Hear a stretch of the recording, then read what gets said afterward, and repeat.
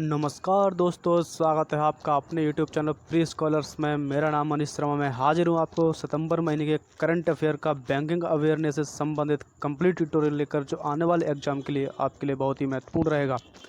अगर आप चैनल पर पहली बार आए हैं, चैनल को सब्सक्राइब कीजिए, लाइक कीजिए, बेल आइकन को दबाइए, जिससे लेटेस्ट वीडियो के नोटिफिकेशन आपको मिलते रहें।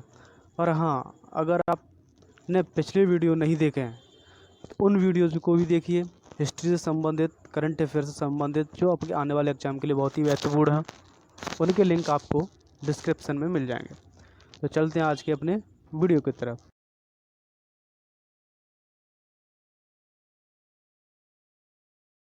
तो आज हम इस टॉपिक में बैंकिंग एवं वित्तीय जागरूकता, मैंने बैंकिंग से संबंधित अवेयरनेस के बारे में पढ़ेंगे। ये सितंबर महीने करंट अफेयर है।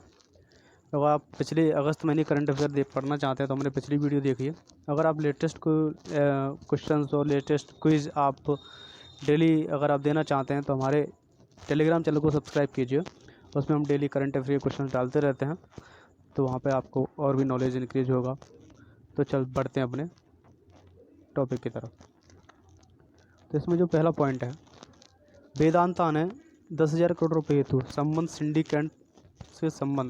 सिंडिकेट लोन सुविधा के लिए किस बैंक के साथ करार किया है? भारतीय स्टेट बैंक के साथ करार किया है। वेदांता ने 10,000 करोड़ रुपये के लोन के लिए किस बैंक के साथ करार किया है? भारतीय स्टेट बैंक के साथ करार किया है। संबंध यानी सिंडिकेट ऋण एवं ऋणदाता समूह द्वारा बड़े कर्जदारों को ऋण प्रदान करने के लिए दिए जाने वाला लोन है। एक ऋणदाता के रूप में भारतीय स्टेट बैंक SBI ने 5,000 करोड़ रुपए की प्रतिबद्धता जताई है। ठीक है जी।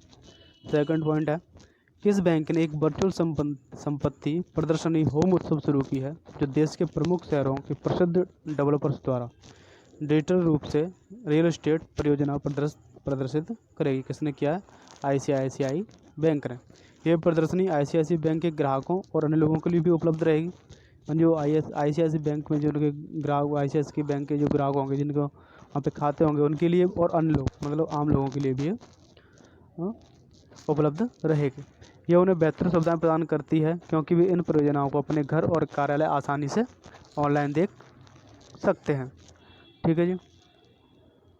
तीसरा जो पॉइंट है, किस जीवन बीमा कंपनी ने गूगल असिस्टेंट पर एक आर्टिफिशियल इंटेलिजेंस संचालित वॉइस चैटबॉट लीगो पेश किया है? तो किसने किया है? ICICI prudential life insurance company ने ये इंटेलिजेंस संचालित वॉइस चैटबॉट लीगो प्रदर्शित किया है। तो किसने किया है? ICICI बैंक ने।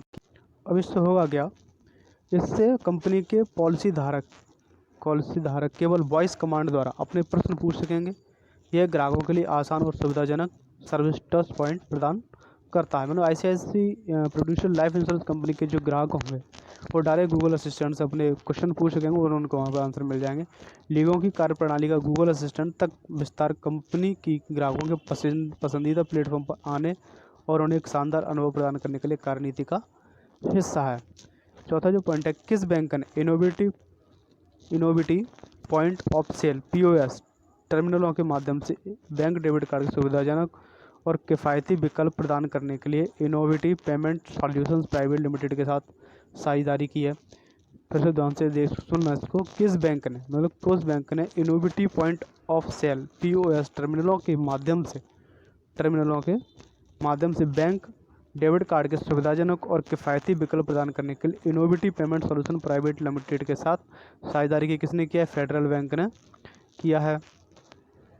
किसने किया है? फेडरल बैंक ने किया है। अब इससे होगा साझेदारी 1,000 शहरों में 17,000 से अधिक इनोवेटिव POS टर्मिनल पर 7.5 मिलियन से अधिक फेडरल बैंक डेबिट कार्ड धारकों को सम्मान मासिक किस्त EMI विकल्प प्रदान करेगी। और यह साझेदारी कोविड-19 संकट को देखते हुए, क्योंकि लोग अपने खर्च के प्रति सतर्क हैं और अभी भी अनिवार्य श्रेणी जैसे स्वास्थ्य सेवा, शिक्षा और IT में किफ़ायती विकल्पों की ज़रूरत होगी।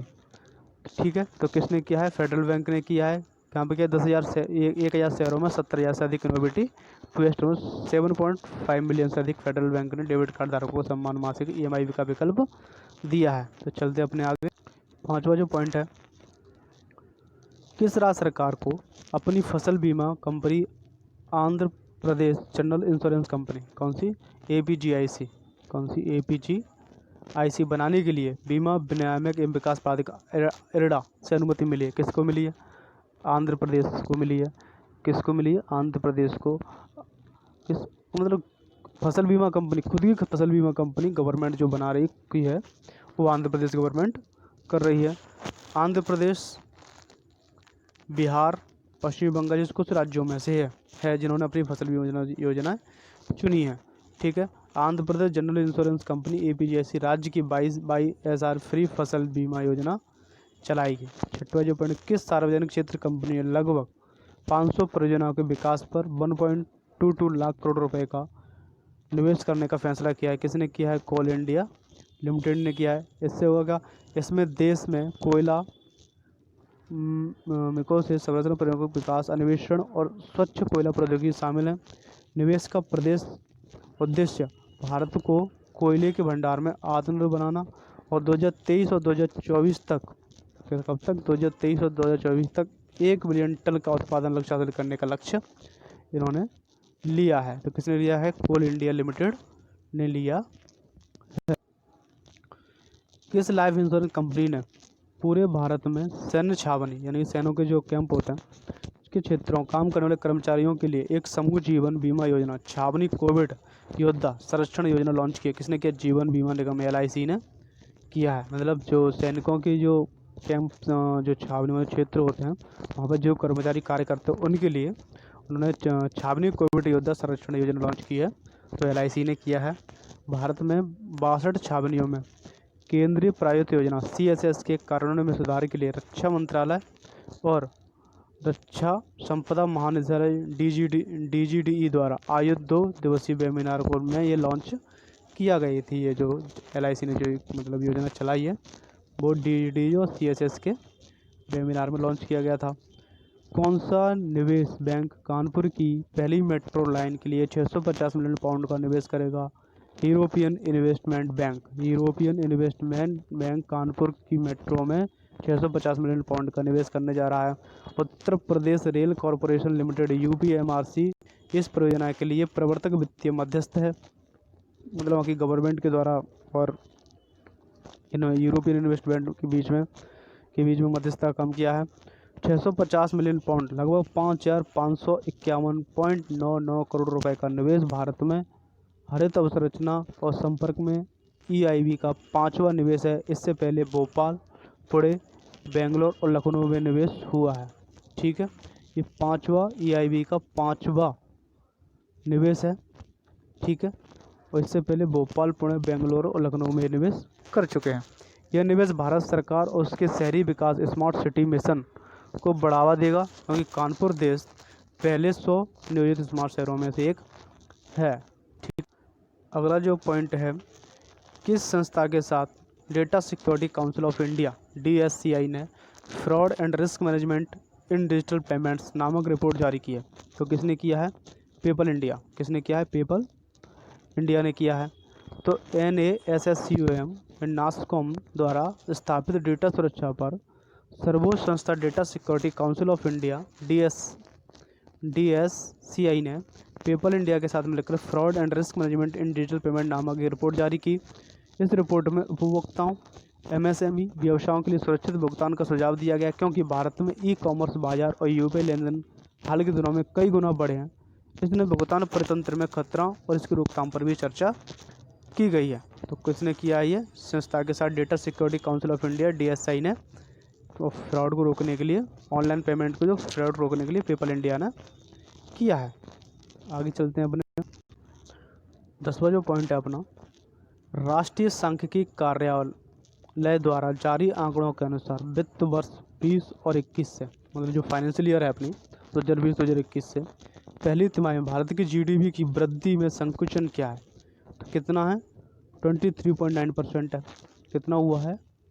23.9% भारत की जो GDP में संकुचन, जो मतलब एकदम संकुचन हुई है, जो मतलब नीचे आई है 2020 की पहली तिमाही में हुआ है। ये 21-20 की फाइनेंशियल ईयर में 23.9% नीचे आई है। ये मुख्य रूप से कोरोना वायरस महामारी के प्रसार को नियंत्रित करने के लिए तिमाही के दौरान देश में सीमित आर्थिक गतिविधियों के कारण था। मतलब कोविड-19 के कारण जो लॉकडाउन हुआ था, उस लॉकडाउन में जो मतलब आर्थिक गतिविधियाँ बिल्कुल बंद थी, 1 डेढ़ महीने मतलब पूरा बंद रहा, तो उसकी वजह से और इसका इफ़ेक्ट ज़्यादा हुआ है। यह कम से कम 4 दशकों में देश के लिए आर्थिक संकुचन का पहला उदाहरण है और वर्ष 1996 में आंकड़ों के तिमाही प्रकाशन के बाद से भारत की पहली जीडीपी गिरावट है। ठीक है जी, तो कौन सी ये पहली जीडीपी गिरावट है। तो किस उपकरण वित्त कंपनी ने भारत में जर्मन निर्यात की सुविधा हेतु KfW-IPX यानी इपेक्स को 10 मिलियन यूरो का ऋण प्रदान किया? तो किसने किया है? श्रेय इक्विपमेंट फाइनेंस प्राइवेट लिमिटेड ने किया है। इस व्यवस्था के माध्यम से KWF बैंक भारतीय अवसंरचना परियोजनाओं में उपयोग के लिए आधुनिक और ऊर्जा संरक्षण विनिर्माण मशीनें प्रदान करेगा। ठीक है जी, क्या करेगा? मशीनें प्रदान करेगा। एक जर्मन विनिर्माण मशीन निर्माता से वित्त पोषण मशीनरी में डामर मशीन, रोड पेवर्स और ग्रिलर्स शामिल हैं। ये SREI द्वारा जारी एक बयान में कहा गया है। लेजी पे ने अभी खरीदो बाद में भुगतान करो धारणा तेजी लेजी यूपीआई लॉन्च किया है। इसकी क्रेडिट सीमा 1 लाख रुपए है। लेजी पे ने अभी खरीदो बाद में भुगतान करो कि एक यूपीआई धारणा लेजी यूपीआई लॉन्च किया है, तो इसकी जो क्रेडिट लिमिट है वो कितनी है? 1 लाख रुपए है। इससे होगा क्या? यह सुविधा उपयोगकर्ताओं में ओमनी चैनल नेटवर्क में यूपीआई का उपयोग करके वास्तविक समय क्रेडिट का उपयोग करने की अनुमति देती है, जिसमें ऑफलाइन व्यापारी और ई कॉमर्स प्लेटफॉर्म शामिल हैं। ठीक है, यह ध्यान दिया जाना चाहिए कि यह समाधान ऑनलाइन ऑफलाइन प्लेटफॉर्म तथा उच्च टिकट साइट पे लेटर विकल्पों में क्रेडिट तक आसान पहुंच के लिए बाजार मांग पर एक सामरिक प्रतिक्रिया है। ठीक है जी, अगला पॉइंट, आरबीएल बैंक ने किस संस्था के साथ इंस्टेंट मनी ट्रांसफर IMT प्रणाली के माध्यम से ATM से कार्डलेस नकदी निकासी सुविधा शुरू की है? किसने? कौन सी? कार्डलेस नकदी निकासी सुविधा शुरू की है। किसने की है? आरबीएल बैंक ने। किसके साथ मिलकर किया है? एपे payment system India private limited. कौन सी? एमपे payment system India private limited के साथ मिलकर ATM से बिना कार्ड के पैसे निकालने की सुविधा प्रदान की है। किसने किया? आरबीएल बैंक ने। किसके साथ मिलकर किया है? एमपे payment system India private limited के साथ किया है। यह सेवा आरबीएल बैंक के ग्राहकों को देश भर में 389 IMT सक्षम बैंक ATM 40 से अधिक अन्य बैंक ATM से अपने डेबिट कार्ड के बिना, किसके बिना? डेबिट कार्ड के बिना नकदी निकालने को सक्षम बनाती है। ठीक है जी, कहाँ पर किया है? 40,000 से अधिक अधिक अन्य बैंकों के ATM से, ठीक है, निकालने के लिए करती है। किस म्यूचुअल फंड ने माता पिता द्वारा अपने बच्चों के लिए निवेश करने हेतु open ended fund maximum children benefit fund investment जारी किया है? तो किसने किया है? SBI म्यूचुअल फंड ने किया है। किसने किया है? SBI म्यूचुअल फंड ने किया है। 8 सितंबर से ये योजना 8 सितंबर से शुरू हुई है और SBI maximum children benefit fund का हिस्सा है, जिसमें वर्तमान बचत योजना है जो मुख्यतः ऋण उन्मुख पेशकश है। 1 वर्ष की आयु के बच्चों के लिए नई योजना उनकी 14 वर्ष आयु तक बढ़ जाएगी। कम से कम 5 वर्ष या बच्चे के वयस्क होने तक जो भी पहले हो लॉक इन अवधि होगी। क्या होगी? लॉक इन अवधि होगी।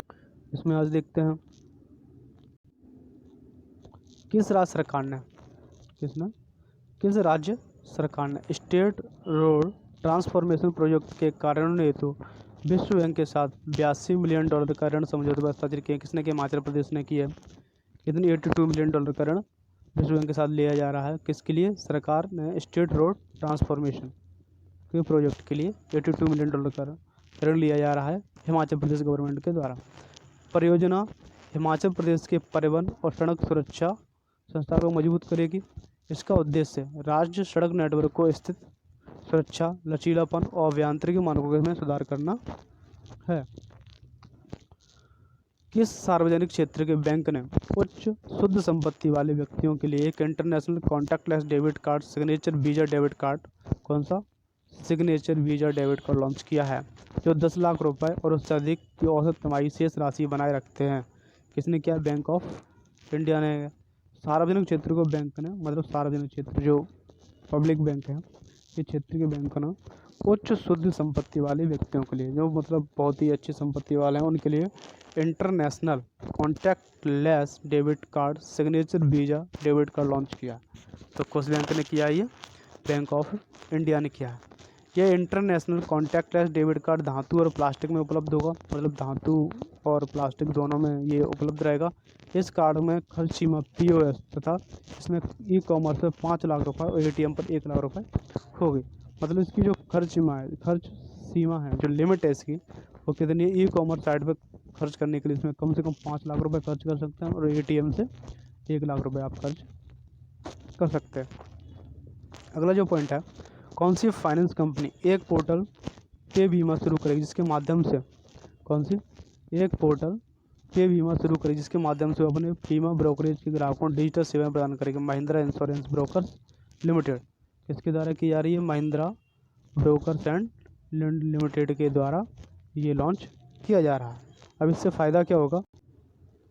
इसके द्वारा क्या है? Mahindra insurance and brokers limited के द्वारा ये Mahindra financial services limited Mahindra finance की सहायक कंपनी है, ठीक है। ये बीमा महिंद्रा इंश्योरेंस बैंकिंग सेवाओं को एक डिजिटल मॉडल में बदलने की मदद करेगी, जो देश में 400 से अधिक स्थानों पर डिजिटल संबंध और निपटान सेवाओं के साथ इसके फीट ऑन द स्ट्रीट एजेंटों को लाभान्वित करेगी। कौन सा? फीट ऑन द स्ट्रीट एजेंटों को लाभान्वित होगा। कौन सा बैंक भारत के जैविक कपास उत्पादकों के लिए ऋण उत्पादन सफल लॉन्च करने की योजना बना रहा है? कौन सा बैंक है? भारतीय बैंक, स्टेट बैंक। कौन सा है? भारतीय स्टेट बैंक। SBI है जो जैविक कपास उत्पादकों के लिए सफल लॉन्च उत्पाद के लिए ऋण उत्पाद सफल लॉन्च करने का योजना बना रहा है। इससे क्या होगा? बैंक व्यापार उत्पादन हेतु आर्टिफिशियल इंटेलिजेंस AI और मशीन लर्निंग का बड़े पैमाने उपयोग कर रहा है। जो ये बैंक है ये व्यापार उत्पादन के लिए आर्टिफिशियल इंटेलिजेंस AI और मशीन लर्निंग का बहुत अच्छी तरह से उपयोग कर रहा है। वर्तमान में बैंक में 40 से अधिक मशीन लर्निंग आधारित मॉडल हैं जो व्यापार जोखिम शमन धोखाधड़ी प्रबंधन के लिए उपयोग करता है, ठीक है जी।